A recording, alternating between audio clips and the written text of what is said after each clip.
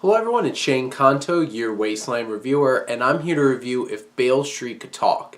Now, I got excited because I was able to see this last weekend over in New York City before it expanded out to the different areas, which now this is around quite a few theaters in my area, but I got the experience of being in New York City and getting to see a film that's only in New York City, so that was pretty cool. But this film came with a lot of attention, seeing as it's Barry Jenkins coming back from Winning with Moonlight, and this film is about a young African-American couple dealing with that the husband is in jail, the wife is pregnant, and trying to deal with the fact that these two young people are having a child and they're not quite married yet, and all the different kinds of familial relationships and how everybody reacts to the situation, and also the social situation of kind of how do you deal with a situation like this. And this film is very powerful. And that's one thing that I'll definitely say about this film. It is powerful and it's meaningful and it hits.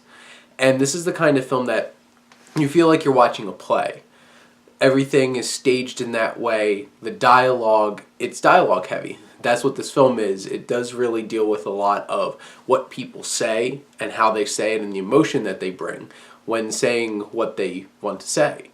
And there's one particular scene in this film that hits so well, and it's very, very well done, really impactful, and I was sitting there like, I'm super excited for the rest of this film. If this scene tells me anything, I'm going to be super engaged the rest of the film. I do have to say it's like that one scene's towards the beginning of the film, and not a whole lot hit up onto that same level for me. Not to say that I don't think this is a great film. I think it is a great film. On some level, it doesn't hit as hard for me as I thought it would or I'd want it to, and that's kind of what's keeping this from being one of my very top films of the year. Because overall, the direction that Barry Jenkins brings to this, it has such a pitch-perfect aesthetic to everything, whether it's the acting, the dialogue, the set pieces, how everything's staged, the music, how it's shot. Everything moves so smoothly, just as smooth as the jazz that's playing in the background, and how beautiful this is, and how this film really takes on looking at the beauty in really tough situations, and the fact that like this is a blessing. This young child is going to be coming with this young couple who are in love and the adversity they have to deal with, and this film pulls no punches. And the dialogue is really the big standout here, and I think Barry Jenkins does a great job of really articulating James Baldwin's dialogue in this film and really bringing it to life. And there's sequences that are really impactful. There's characters that you really strive to care about. And then there's a lot to really take in with this. And there's some characters that it's like you wish wouldn't react the way that they do. And how the other characters interact with them is so interesting. And it pulls no punches. There's some dark topics and dark issues in this film, and it really brings them to light in an impactful way. In a beautiful way, because this film was shot by James Laxton, and this film is gorgeous. Between him and what Barry Jenkins is able to do as a director, whether it's an opening shot of just his camera coming across the top of trees, following this young couple walking together, and you can feel the passion between them. And it's just such a beautiful moment of them looking at each other and coming eye to eye. And different scenes like that. There's one particular shot in this film of this young man smoking a cigarette and just the smoke coming out in slow motion with this jazz playing on in the background.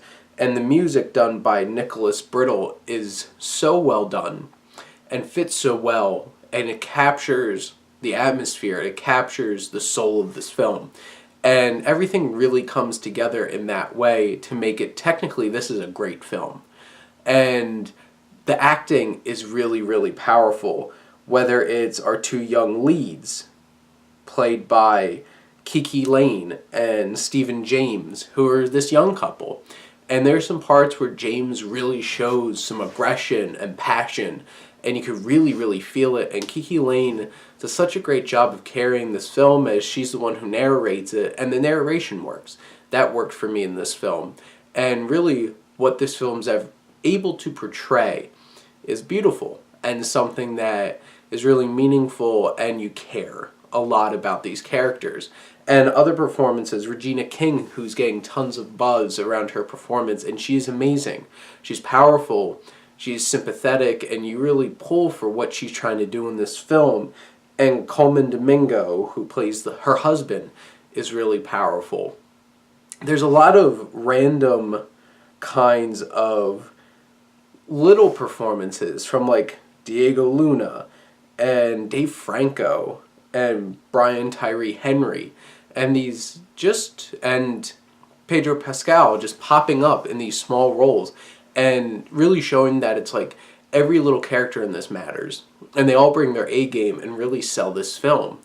And you can tell why they wanted to be in this film, because it has such a great message, and it really deals with social injustices and this idea of rape and dealing with somebody's word versus somebody else's, and profiling, and the system that we have in terms of what young men from a minority background might have in their future, or things that they have to deal with or stuck with, and these expectations.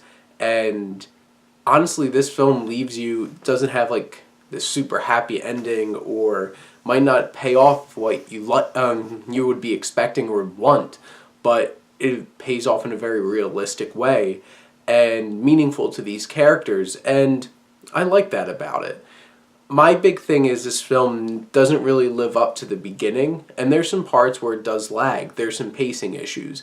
This film is methodical and takes its time, and sometimes wish it was a little more engaging at moments, especially towards the middle. That's where it kind of was fuzzy for me and lost a bit of sense of urgency. But how the story is told is well done, this nonlinear storytelling bouncing back and forth and really building something. And there's some sections that don't really work for me, like story with the lawyer, and his spending time on that really didn't seem as interesting as the rest of the film. And what I find interesting is this film is supposed to really look at the effects of this situation on everybody involved, but you don't get as much from the young man in prison. And you get allusions to things, but you really don't get to see his hardship. You see everybody else's, but you only kind of are inferred to what has happened to him. And I wish they had a little bit of that, because it would have felt like it was really filling out what this film was trying to do. But overall, I think this is a great film. If you get the chance to go see If Beale Street Could Talk, please go check this out.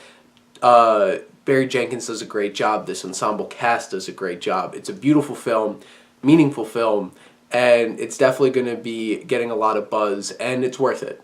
So go out and check it out, whether it's a small theater or an AMC. And thank you as always for supporting your Wasteland reviewer.